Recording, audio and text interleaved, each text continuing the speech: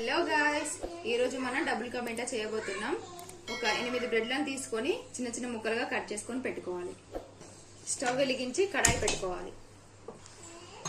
Deep ఫ్రైకి సరిపడా oil వేసుకోవాలి. ఒక గ్లాస్ పాలని హాఫ్ గ్లాస్ అయ్యే వరకు మరిగించుకోవాలి.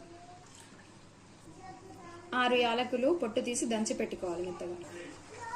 ఆయిల్ హీట్ అయింది, బ్రెడ్ వేసుకుందాం. బ్రెడ్ బాగా ఫ్రై అయింది, తీసి పక్కన పెట్టుకుందాం.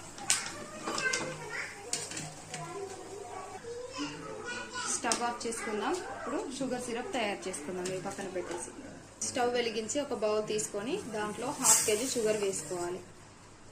1/2 kg షుగర్ 1/4 కప్పు వరకు వచ్చింది కదా, వాటర్ కూడా 1/4 కప్పు తీసుకోవాలి.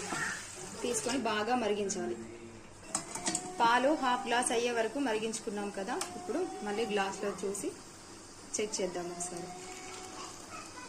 చూడండి, 1/2 గ్లాస్ అయ్యాయి. చూడండి ఫ్రెండ్స్, షుగర్ సిరప్ బాగా బాయిల్ అయింది.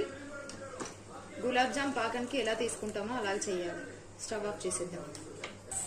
దీంట్లోనే ఇలాచి పొడి వేసుకుందాం. ముందుగా ఫ్రై చేసుకున్న బ్రెడ్ స్లైసెస్ లో ఇప్పుడు మరిగించిన పాలు వేసుకోవాలి. షుగర్ సిరప్ కూడా వేసుకోవాలి.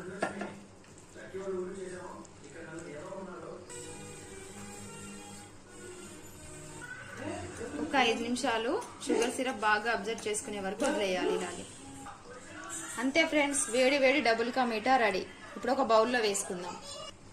చూడండి friends, juicy juicy double ka meetha ready. చూడండి, ఇలా ప్రెస్ చేస్తే ఎంత జ్యూసీ జ్యూసీగా వస్తుందో. ఈ కన్సిస్టెన్సీలో ఉండాలి. పీసెస్ ఎప్పుడు కానీ బాగా మెత్తగా అవ్వనివ్వకూడదు. చూడండి.